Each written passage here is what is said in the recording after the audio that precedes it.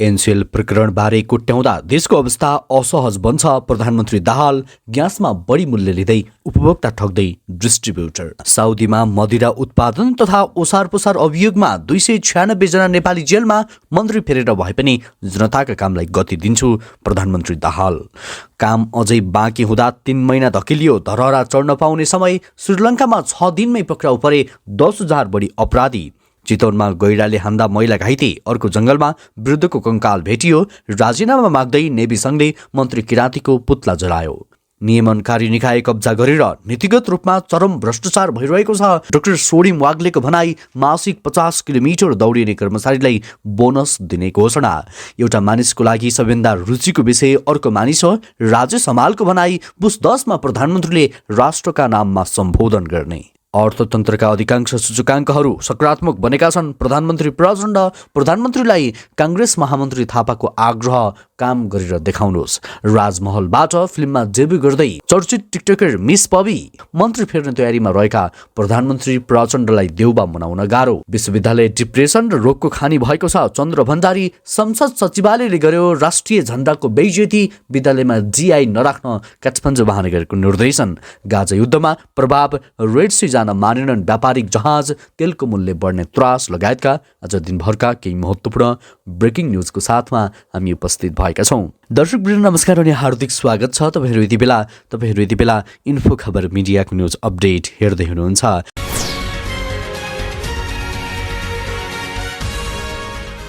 प्रधानमन्त्री पुष्पकमल दाहालले एनसेल प्रकरणको बारेमा कोट्याउँदा देशको अवस्था झन असहज बन्ने बताएका छन्। एनसेलको बारेमा अनावश्यक नकोट्याउनुहोस्। झन वातावरण असहज बनाउने काम कसैले पनि नगरौँ प्रधानमन्त्री दाहालले भने। राष्ट्र जनताको पक्षमा जे सत्य तथ्य हो, जे संविधान कानुन र नियमले मिल्छ त्यो बाहिर जान दिँदैनौँ। त्यसैले एनसेलको बारेमा उच्छृङ्खल उचालेर वा अनावश्यक भ्रम सृजना गर्ने षड्यन्त्र असफल हुने र विषय अगाडि बढ्ने उनले दाबी गरे। प्रधानमन्त्री दाहालले मन्त्रीहरूको अभिव्यक्तिले अनावश्यक द्वन्द्व बढाउने विषयलाई गम्भीरतापूर्वक लिएको बताएका छन्। अहिलेसम्ममा सरकारको के काम भयो त्यसको छलफलका लागि मात्रै मन्त्रीहरूलाई बाहिर नजान भनेको उनले प्रष्टीकरण दिए। तर नयाँ ढङ्गले सरकारको विकास निर्माण लगायतका जनताको काम अगाडि बढाउन मन्त्रालयलाई लक्ष्य दिइन्छ र त्यो पूरा नभए कडा रूपमा अघि बढ्छु उनले भने। सोचेअनुसार सरकार सफल भएको दाबी गर्दिन किनकि गठबन्धनको सरकार भएकाले धेरै सीमा अप्ठ्यारा छन् उनले भने। तर जे भएको छ यो सफल नै छ। सुशासनको पक्षमा यो तहको पहल इतिहासमा नै भएको थिएन। प्रधानमन्त्री दाहालले कोशी प्रदेश नामाकरणको विषयमा संवादको माध्यमबाट शान्तिपूर्ण रूपमा सहज समाधान गर्नुपर्ने पनि बताएका हुन्। त्यस्तै अर्को समाचारतर्फ लागौँ। धरहरा उद्घाटन भएको 3 वर्ष पुरा हुन लागेको छ। तर अहिलेसम्म सर्वसाधारणले चढ्ने अनुमति भने पाएका छैनन्। बाहिरी संरचनाको काम पुरा नहुँदा उनीहरूले अनुमति नपाएका हुन्। तत्कालीन प्रधानमन्त्री केपी शर्मा ओलीले हतारमा धरहराको उद्घाटन गरेका थिए। तर केही काम अझै बाँकी छन्। उद्घाटन हुँदा पार्किङ लगायतका भुइँमुनिको काम मात्र सकिएको थियो। अहिले पर्खाल लगाउने, बगैँचा निर्माण गर्ने, पार्किङको फिनिसिङका काम अन्तिम चरणमा छन् भने धरहरा क्षेत्रभित्र विद्युतीकरणको काम भइरहेको छ। करिब 42 रोपनी क्षेत्रफलमा फैलिएको पूरा संरचनाको लागत 3.25 अर्ब रुपियाँ छ। गोसरा हुलाक सञ्चय कोषको भवन भत्काई ठाउँ खाली गराउने स्थानीय विभिन्न माग लगायतले समय बढ्दै गएको हो। शहरी विकास विभाग अन्तर्गतको केन्द्रीय आयोजना कार्यान्वयन एकाइ प्रमुख कोषनाथ अधिकारीले भनेका छन्। बीचको बाटो सञ्चय कोषको जग्गा परेको भनी दाबी गरेपछि पिच गर्न रोकिएको छ। आयोजनाले अबको 3 महिनाभित्र धरहरामा सर्वसाधारण चढ्न पाउने जनाएको छ। सबै काम सकिने चरणमै छन्। बाँकी काम अनुसार 3 महिना पर्याप्त समय हो अधिकारीले भने। ठेकेदारले काम नगरे त भन्न सकिएन। सरासर काम भए 3 महिनामा धरहरा चढ्न पाइन्छ। 2078 वैशाखमा तत्कालीन प्रधानमन्त्री केपी ओलीले 22 तलाको धरहरा उद्घाटन गरेका थिए। उक्त समयमा समग्र भौतिक प्रगति 60% मात्रै थियो। सुरुमा 2 वर्षको लागि ठेक्का गरेकोमा म्याद थप गर्दै लगेको छ। 2075 वैशाखमा ठेक्का आह्वान गरी भदौमा GIITC रमन जेबीले ठेक्कामा छनौट भएको थियो। आयोजनाले म्याद थप गरिए पनि आयोजनाको लागत नबढाएको जनाएको छ। आयोजनालाई थप आर्थिक दायित्व नपर्ने गरी म्याद थप गरिरहेका छौँ उनले भनेका छन्। त्यस्तै अर्को समाचार, आपूर्तिको अवस्था असहज हुँदा व्यवसायीले बढी मूल्य लिने विषय नौलो होइन, तर सहज अवस्थामा पनि केही व्यवसायीले खाना पकाउने एलपी ग्यासमा बढी मूल्य असुलिरहेका छन्। नेपाल एलपी ग्यास उद्योग सङ्घ र ग्यास विक्रेता महासङ्घ नेपालका अनुसार चितवन, नवलपुर, नवलपरासी लगायत केही जिल्लामा सरकारले तोकेको भन्दा नेपाल आयल निगमले प्रति सिलिन्डर ग्यासको मूल्य 1895 रुपियाँ तोकेको छ। यसभन्दा बढीमा बिक्री वितरण गैर कानुनी हो, तर केही डिस्ट्रिब्युटर अनि विक्रेताले चर्को मूल्यमा बिक्री गरेको उजुरी परेको पाइएको छ। ग्यास उद्योगदेखि 50 किमी परिधिभित्र कायम ग्यासको उपभोक्ता मूल्य प्रति सिलिन्डर 14.2 केजीको 1895 रुपियाँ हो। नवलपरासी, चितवन, नवलपुर लगायतका क्षेत्रमा बढी मूल्य लिएको भन्दै स्थानीय प्रशासनमा लिखित उजुरी नै परेको छ। सङ्घका अध्यक्ष शिवप्रसाद घिमिरेले भने सबैभन्दा बढी ग्यास उद्योग भएको क्षेत्र त्यही नै हो, त्यहाँ थप भाडा जोड्न पाइँदैन, तर बढी मूल्यमा बिक्री गरिरहेको उजुरी परेको छ। सङ्घका अनुसार केही साता अघि पोखरा, कास्की क्षेत्रमा पनि बढी मूल्य लिएको उजुरी परेको थियो। पछिल्लो समय भने चितवन, नवलपुर, नवलपरासी क्षेत्रमा पनि समस्या देखिएको छ। बढी मूल्य लिएर ठगी गरे नेपाल आयल निगम, वाणिज्य आपूर्ति तथा उपभोक्ता संरक्षण विभागले अनुगमन गरेर नियमन गर्ने हो। यी निकायले केही गरेनन्, स्थानीय प्रशासनले पनि ग्यासको अनुगमन गर्नुपर्थ्यो, तर गरेनन्। घिमिरेले भने गलत काम गर्नेलाई कारबाही भएन। त्यस्तै अर्को समाचार, सत्ता साझेदार नेपाली काङ्ग्रेसको भातृ संगठन नेभी सङ्घले संस्कृति, पर्यटन तथा नागरिक उड्डयन मन्त्री सुदन किराँतीको राजीनामा माग गर्दै पुतला दहन गरेको छ। नेपाल विद्यार्थी सङ्घ सानोठिमी क्याम्पसको आयोजनामा संगठनका 1 दर्जन केन्द्रीय सदस्यको उपस्थितिमा उनीहरूले मन्त्री किराँतीको पुतला दहन गरेका हुन्। किराँतीले धार्मिक सद्भाव भड्काउन खोजेको र समाजमा अराजकता फैलाउन खोजेको नेभी सङ्घका नेताहरूको ठहर छ। धार्मिक सद्भाव भड्काउने गैर जिम्मेवार नालायक मन्त्री सुदन किराँतीको गलत कदमको विरोधमा पुतला दहन गरेका छौँ। सानोठिमी क्याम्पसका इकाइ अध्यक्ष एवं नेभी सङ्घ केन्द्रीय सदस्य एन्जोर कार्कीले भने धार्मिक स्वतन्त्रतामा खलल पुर्याउने गतिविधि गर्न कसैलाई छुट नभएको भन्दै केन्द्रीय सदस्य भुवन भट्टले भने तत्काल प्रधानमन्त्री मन्त्री किराँतीलाई बर्खास्त गर्नुपर्छ। त्यस्तै अर्को समाचार, काठमाडौँ महानगरपालिकाले विद्यालयहरूमा अनुशासन इन्चार्ज DI नराख्न निर्देशन दिएको छ। महानगरले शुक्रबार महानगरभित्रका विद्यालयलाई पत्र काट्दै विद्यालयमा DI नराख्न आदेश दिएको हो। महानगरले विद्यार्थीमा भय सृजना गराउने, मनोवैज्ञानिक रूपले नकारात्मक प्रभाव पार्ने, शारीरिक सजाय समेत दिने गरेकाले DI नराख्न निर्देशन दिएको हो।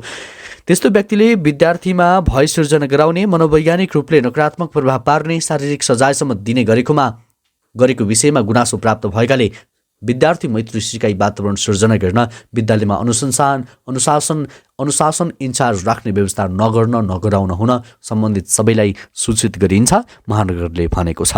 त्यस्तै अर्को समाचार, प्रधानमन्त्री पुष्पकमल दाहाल प्रचण्डले तेस्रो पटक प्रधानमन्त्री भएर 1 वर्ष कार्यकाल पूरा गरेको अवसरमा राष्ट्रका नाममा सम्बोधन गर्ने भएका छन्।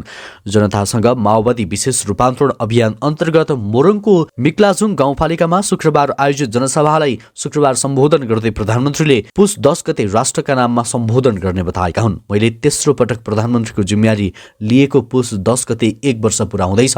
यो बीचमा मैले सुशासन, सामाजिक न्याय र समृद्धिको पक्षमा राष्ट्रिय अन्तर्राष्ट्रिय रूपमा नेपालको प्रतिष्ठा बढाउन धेरै भूमिका खेलेको छु, प्रचण्डले भने।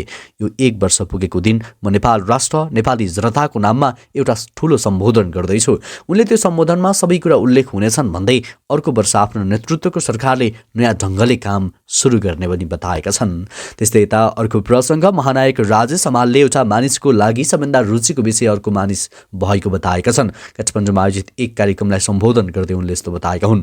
उनले हरेक मानिसले आफ्नोभन्दा अर्को मानिसले गरेका क्रियाकलापहरूमा बढी चासो दिने बताए। उनले हरेक मानिसहरूले अर्को मानिसलाई केन्द्रबिन्दुमा राखेर आफ्ना क्रियाकलाप र कामहरू गर्ने बताए। एउटा मानिसको सबैभन्दा रुचिको विषय अर्को मानिस हो। अन्य क्रियाकलाप जुन हामी गरिरहेका छौँ, किन भन्दा अर्को मानिस छ, त्यहाँ समाज छ, त्यसकारण हाम्रो केन्द्रबिन्दुमा आउने भनेको अर्को व्यक्ति हो, समाज हो। उनले भने अर्को व्यक्तिले के गर्छ, के भन्छ, जुन जीवन हामी जिइरहेका छौँ, अर्को व्यक्तिले त्यो जीवन कसरी जिइरहेको छ, जुन जीवनलाई हामीले हाम्रो भावना दृष्टिकोण छ, अर्को व्यक्तिको भावना दृष्टिकोण कस्तो छ भन्ने कुराले सार्थकता दिइरहेको छ। महानायक हमालले हरेक व्यक्तिको अभिव्यक्तिले मानिसको जीवनको भावनाको सार्थकता पाउने बताए। त्यस्तै अर्को समाचार, नेपाली काङ्ग्रेसका महामन्त्री गगन थापाले प्रधानमन्त्री पुष्पकमल दाहाल प्रचण्डले प्रश्न सोध्ने बेला भएको बताएका छन्। नेपाली कांग्रेस उदयपुरको प्रथम जिल्ला सम्मेलनलाई कटारीमा सम्बोधन गर्दै उनले 1 वर्षभित्रमा प्रधानमन्त्रीले भनेको जस्तो काम किन गर्न सकिएन भनेर सोध्ने बेला आएको बताएका छन्। पुस 10 गते प्रधानमन्त्रीले सम्बोधन गर्ने बताइएको भन्दै कांग्रेस नेता थापाले आगामी माघ 10 गतेसम्म एकपटक पनि कतै केही डबोली काम गर्ने प्रतिबद्धता जनाउन आग्रह गरे। माघ 10 गतेसम्म केही उद्घाटन गर्दिन, शिलान्यास गर्दिन, केही बोल्दिन, बिहानदेखि बेलुकासम्म काम गर्छु। महामन्त्री थापाले भने, हामीलाई बोल्ने मान्छे होइन, काम गर्ने मान्छे चाहिएको छ। विक्रमसम्म 2060 देखि आन्दोलन सफल होला, संविधान बन्दा देशमा केही होला भनेर फर्किएका जनता अहिलेसम्म निराश रहेको नेता थापाको भनाइरहेको थियो। त्यसैले हामीले अब कामको परिणाम देखाउनुपर्छ। थापाले भने, 2084 को चुनाव हारिएला भन्ने होइन, चुनाव हारे पनि केही हुन्न, तर जनतालाई कामको परिणाम देखाउन कांग्रेसले केही गर्नुपर्छ।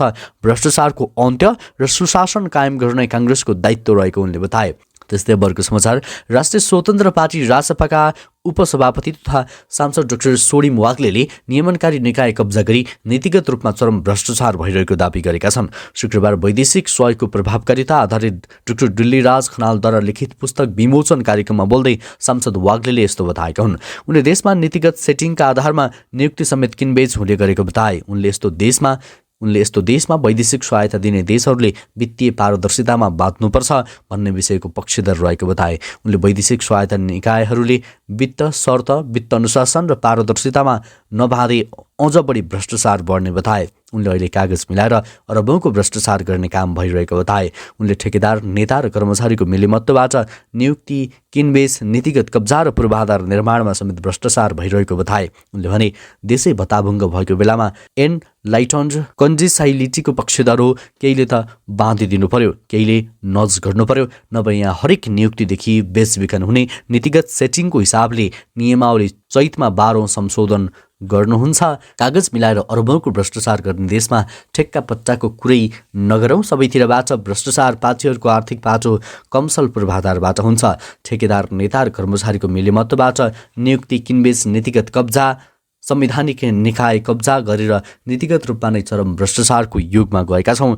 यसको अन्त्य हामी गर्छौँ। पूर्वाधारमा पनि यस्तो भइरहेको छ। तीनवटैमा बाहिरबाट पैसा दिनेहरूले पारदर्शी गर नभन्ने हो भने कति छाडा होला।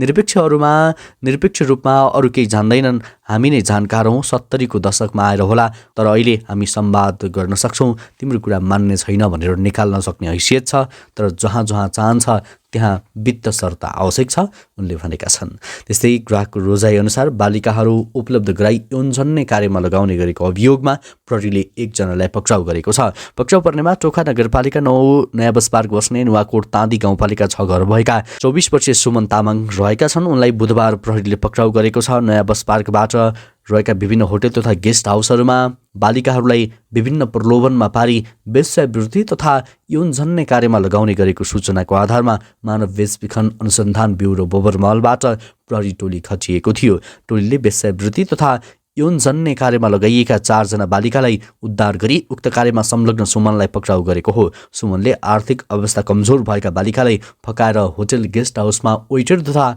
सरसफाइको काममा लगाइदिने भन्दै वेश्यावृत्ति तथा यौनजन्य कार्यमा लगाउने गरेको प्रहरीले जनाएको छ। त्यस्तै चर्चित टिकटकर मिस पबीले राजमहलबाट फिल्ममा डेब्यू गर्ने भएकी छिन्। सबिन कुमार तोलाङ्गीको आगामी फिल्म राजमहलबाट मिस पबीले एन्ट्री गर्न लागेकी हुन्। टिकटकबाट मिस पबीको नामले चर्चामा आएकी उनले यसअघि म्युजिक भिडियोहरू गरिसकेकी छिन्। डडेलधुरा घर भएकी उनले डोटेली भाषा बोलेर टिकटकमा चर्चा बटुलेकी थिइन्। नौडो भाषा, आकर्षक लवजका कारण टिकटकमा उनलाई लाखौँले मन पराएका थिए। फिल्म राजमहलमा दरबारको कथा समेटिने निर्माण पक्षले बताएको छ। सबिन कुमार तोलाङ्गीको डेब्यू निर्देशन रहने सिनेमामा अभिनेत्री आचल शर्मा पृथक भूमिकामा देखिँदैछिन्। करिब 4 करोड बजेटमा बन्ने भनिएको सिनेमाको माघ पहिलो सातादेखि अस्ट्रेलियामा छायाङ्कन सुरु गर्दै न्युजिल्यान्डसम्म पुगेर केही सिन खिचिने बताइएको छ भने बाँकी 70% छायाङ्कन नेपालमा गरिने बताइएको छ। त्यसै त नेपाली कांग्रेसका सांसद चन्द्र भण्डारीले विश्वविद्यालय डिप्रेसन र रोगको खानी भएको टिप्पणी गरेका छन्। शुक्रबार संसदको शिक्षा समिति बैठकमा नेपाल विश्वविद्यालयको सम्बन्धमा व्यवस्था गर्न बनेको विधेयकमाथिको छलफलमा भण्डारीले उक्त कुरा बताएका छन्। उनले विश्वविद्यालयमा समयमा परीक्षा लिने र समयमा परिणाम प्रकाशित गर्ने सम्मको व्यवस्था नभएको टिप्पणी गरे। विश्वविद्यालयमा हुने नियुक्तिहरूमा राजनीतिक भागभण्डा हुन थालेको उनको उनको भनाइरहेको थियो। नेपालले शिक्षाको हब बनाउन सकिने सम्भावना रहे पनि यी कारणहरूले त्यसमा अवरोध खडा गरिएको बताए। हेर्नुहोस् त हाम्रो विश्वविद्यालयको कस्तो हालत छ, भण्डारीले प्रश्न गरे। विश्वविद्यालय जस्ता विश्वविद्यालय छैनन्, विद्यार्थीहरूको पलायन बढेको भन्दै अब स्नातक तहमा अध्ययन गर्ने विद्यार्थी नै नहुने स्थिति आउन लागेको भन्दै उनले चिन्ता व्यक्त गरे। उनले नेपालको शिक्षा प्रणालीको पुनर्संरचना गर्नुपर्ने बेला भएको पनि बताएका छन्। त्यस्तै अबको समाचार, खाडी मुलुकमध्ये साउदी अरेबियालाई वैदेशिक रोजगारीको लागि अवसरको रूपमा हेरिन्छ, जहाँ 4 लाख नेपाली कार्यरत छन्। रोजगारीको लागि जाने सङ्ख्या पनि उल्लेखनीय छ। पछिल्लो समयमा साउदीमा रहेका नेपालीहरू विभिन्न प्रलोभनमा परि कानुन र नियम विपरीत काम गर्दा जेल पर्ने गरेका छन्। दूतावास र रियादमा कार्यरत श्रम सहचारी देवेन्द्र कार्कीका अनुसार हालसम्म विभिन्न अपराधमा संलग्न 480 जना नेपाली जेल परेका छन्। तीमध्ये 296 जना मदिरा उत्पादन, सेवन र ओसार पसारमा संलग्न रहेको पाइएको छ। 49 जना लागु औषध ओसार पसारमा जेल परेका छन् भने बाँकी 85 जना चोरी, महिला जिस्काउने र अन्य कसुरमा जेल परेको दूतावासका सहचारी कार्कीले बताएका छन्।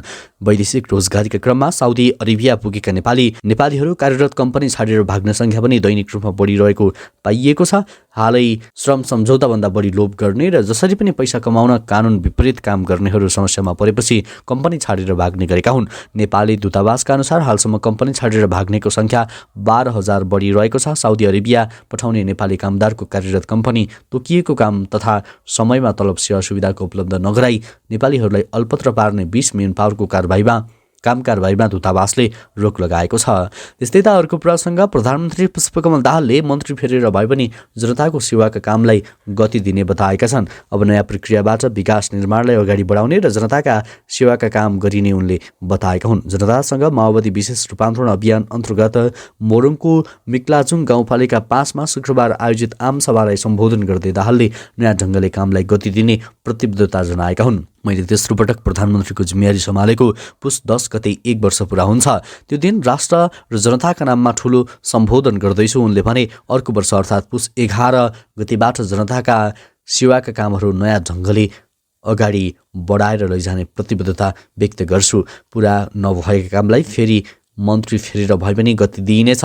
आफूले प्रतिबद्धता व्यक्त गरेर सहमति जनाएका काम कतिपय मन्त्रालयले पुरा नगरेको उनले बताए। सहमति पुरा नगर्ने मन्त्रालयका मन्त्रीहरूलाई मन्त्री फेरेर कामलाई अगाडि बढाउने उनको भनाइरहेको छ। दाहालले सुशासन, सामाजिक न्याय र समृद्धिको पक्षमा तथा राष्ट्रिय अन्तर्राष्ट्रिय रूपमा नेपालको प्रतिष्ठा बढाउने कुरामा आफूले धेरै भूमिका खेलेको दाबी समेत गरेका छन्। कोशी प्रदेशको पहिचान र नामाकरणको विषयमा जनताले गरेको चिन्ता आफूलाई राम्रोसँग थाहा भएको उनको भनाइरहेको थियो।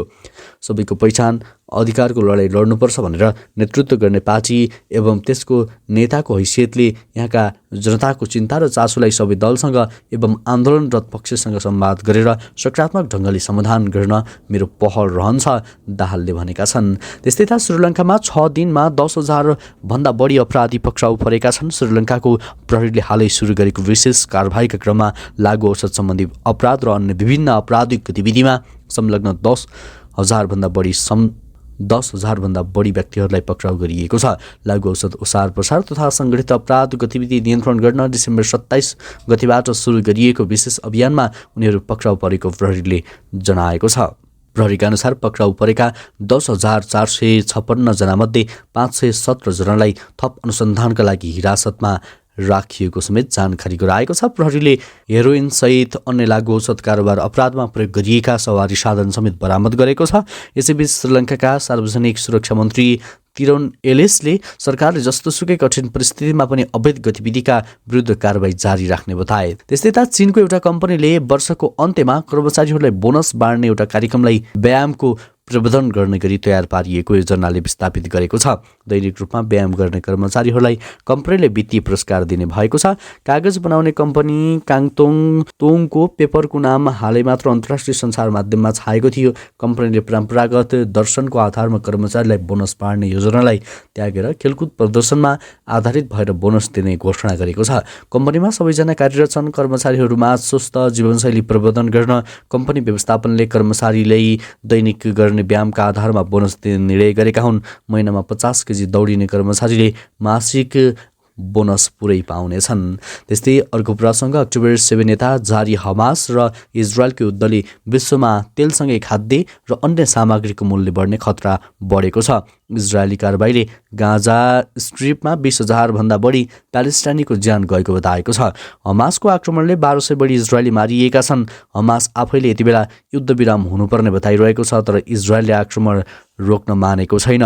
यस्तोमा यमनका हुथी विद्रोहीले रेड सी समुद्रमा अमेरिकी युद्धपोतलाई आक्रमण गरिरहेको छ। रेड सी त्यो रणनीतिक जलमार्ग हो जसले हजारौँ किलोमिटरको समुद्री जलमार्गलाई छुट्याउँछ। यो सागर तरल प्राकृतिक ग्यास, ढुवानी साथै अन्य उपभोग्य सामानहरूका लागि संसारको सबैभन्दा महत्त्वपूर्ण मार्गहरूमध्ये एउटा रहेको छ। रेड सी नजिकै स्वेज नहर पनि छ। वास्तवमा यो जलमार्गले युरोप र एसियालाई लामो बाटो छाडेर छोटो समुद्री बाटोमा विकल्प प्रदान गर्छ, जसले व्यापारिक जहाजलाई गन्तव्यमा छिटो पुग्न मद्दत गर्दछ। तर हुथी विद्रोहीको आक्रमणले यति बेला विश्वभरका व्यापारिक जहाज उक्त जलमार्ग प्रवेश गर्न डराएका छन्। र यता चितवनको रत्नगर नगरपालिका 7 की एक महिलालाई धान काट्न जङ्गलमा गएको बेला गैँडाले हानेको छ। बिहिबार घाँस काट्न गएकी 55 वर्षीय शान्ति कुमारी तामाङ स्थानीय बागमारा सामुदायिक वनमा घाँस काट्न गएको बेला गैँडाले आक्रमण गरेको हो। गैँडाले हान्दा घाइते भएकी उनलाई उपचाररत नयाँ मेडिकल कलेज भरतपुरमा पठाइएको बागमती प्रदेश प्रहरी कार्यालयले जनाएको छ। उता चितवनकै राप्ती नगरपालिका 12 का 83 वर्षीय जङ्गे तामाङको कङ्काल जङ्गलमा फेला परेको छ। स्थानीयहरू घाँस काट्न जाँदा खोल्सामा मानवको कङ्काल कपडा फेला परेपछि शनाखत गरिएको थियो। कपडाको आधारमा उक्त कङ्काल 83 वर्षीय जङ्गे तामाङको भएको आफन्तले बिहिबार शनाखत गरेका छन्। बागमती प्रदेश प्रहरी कार्यालयका अनुसार उनी गत वैशाख 26 गतेदेखि हराइरहेका थिए। हवस् त दर्शकवृन्द, यो खबर सँगसँगै अहिलेलाई केही चर्चामा रहेका महत्त्वपूर्ण खबर अपडेटको श्रृङ्खला यति नै। पल पलको न्युज अपडेटका लागि हाम्रो च्यानललाई सब्स्क्राइब गर्नुहोला। नमस्कार।